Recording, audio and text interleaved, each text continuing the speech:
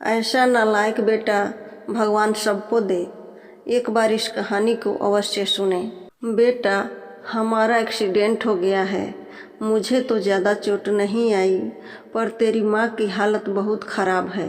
कुछ पैसों की ज़रूरत है और तेरी माँ को खून चढ़ाना है। 62 साल के माधव जी ने अपने बड़े बेटे से फ़ोन पर कहा, पापा मैं बहुत व्यस्त हूँ आजकल, मेरा आना नहीं हो सकेगा। मुझे विदेश में नौकरी का पैकेज मिला है तो उसी की तैयारी कर रहा हूँ। आपका भी तो यही सपना था ना, इसलिए हाथ भी तंग चल रहा है। पैसे की व्यवस्था कर लीजिए, मैं बाद में दे दूँगा। उनके बड़े इंजीनियर बेटे ने जवाब दिया। उन्होंने अपने दूसरे डॉक्टर बेटे को फ़ोन किया, पर उसने भी आने से मना कर दिया। उसे अपनी ससुराल में शादी में जाना था। हाँ, इतना ज़रूर कहा कि पैसों की चिंता मत कीजिए, मैं भिजवा दूँगा। यह अलग बात है कि उसने कभी पैसे भिजवाए नहीं। उन्होंने बहुत मायूसी से फ़ोन रख दिया। अब उस नालायक बेटे को फ़ोन करके क्या फ़ायदा। जब यह 2 लायक बेटे कुछ नहीं कर रहे तो वह नालायक क्या कर लेगा। उन्होंने सोचा और बोझिल कदमों से अस्पताल में पत्नी के पास पहुँचे और सुस्त हो गए। पुरानी बातें याद आने लगी। माधव जी स्कूल में शिक्षक थे। उनके 3 बेटे और 1 बेटी थी। बड़ा इंजीनियर और मंझला डॉक्टर था। दोनों की शादी बड़े घराने में हुई थी।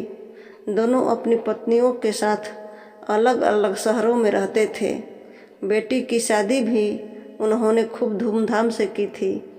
सबसे छोटा बेटा पढ़ाई में ध्यान नहीं लगा पाया था। 11वीं के बाद उसने पढ़ाई छोड़ दी और घर में ही रहने लगा। कहता था मुझे नौकरी नहीं करनी, अपने माता पिता की सेवा करनी है। पर मास्टर साहब उससे बहुत नाराज़ रहते थे। उन्होंने उसका नाम नालायक रख दिया। दोनों बड़े भाई पिता के आज्ञाकारी थे, पर वह गलत बात पर उनसे भी बहस कर बैठता था। इसलिए माधव जी उसे पसंद नहीं करते थे।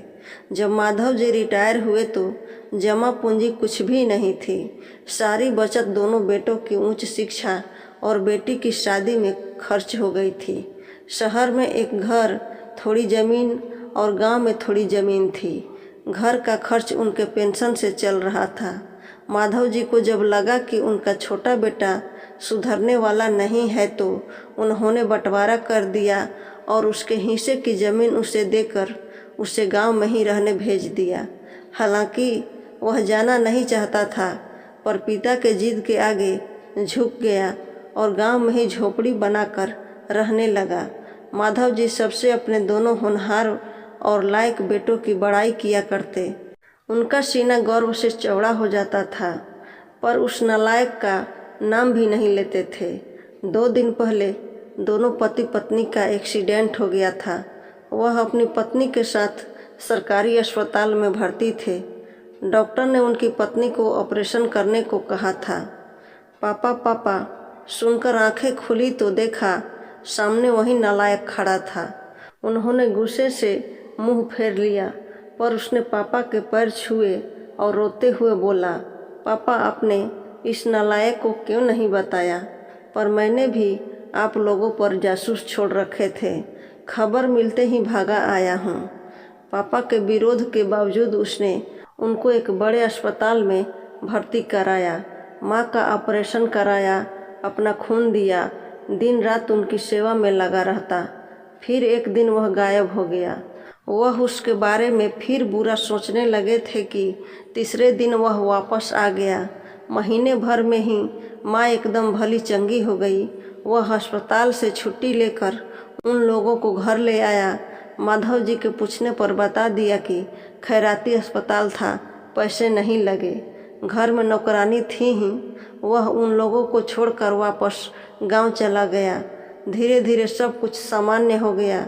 एक दिन यूं ही उनके मन में आया कि उस नालायक की खबर ली जाए। दोनों जब गांव के खेत पर पहुँचे तो झोपड़ी में ताला देखकर चौंक गए। उनके खेत में काम कर रहे आदमी से पूछा तो उसने कहा, यह खेत अब मेरे हैं क्या? पर यह खेत तो उन्हें बहुत आश्चर्य हुआ। उसकी माँ की तबीयत बहुत ख़राब थी तो उसने अपने सारे खेत बेच दिए। वह रोजी रोटी के तलाश में दूसरे शहर चला गया है। बस यह झोंपड़ी रह गई है, यह रही उसकी चाबी। उस आदमी ने कहा। वह झोंपड़ी में दाखिल हुए तो बरबस उस नालायक की याद आ गई। टेबल पर पड़ा लिफाफा खोलकर देखा तो उसमें रखा अस्पताल का 9 लाख बिल उनको मुंह चिढ़ाने लगा। उन्होंने अपनी पत्नी से कहा, जानकी, तुम्हारा बेटा नालायक तो था ही, झूठा भी है। अचानक उनकी आंखों से आंसू गिरने लगे और उन्होंने जोर से चिल्लाया, तू कहाँ चला गया नालायक? अपने पापा को छोड़कर एक बार वापस आ जा, फिर मैं तुझे कहीं नहीं जाने दूंगा।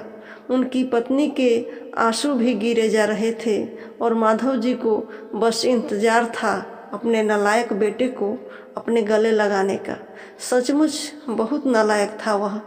ऐसा नालायक बेटा भगवान सबको दे। आशा करती हूँ ये कहानी आपको अच्छी लगी होगी। अच्छी लगी तो एक लाइक और कमेंट और शेयर ज़रूर करें और ऐसे ही और भी हिंदी कहानियाँ सुनने के लिए हमारे चैनल को सब्सक्राइब अवश्य करें। धन्यवाद।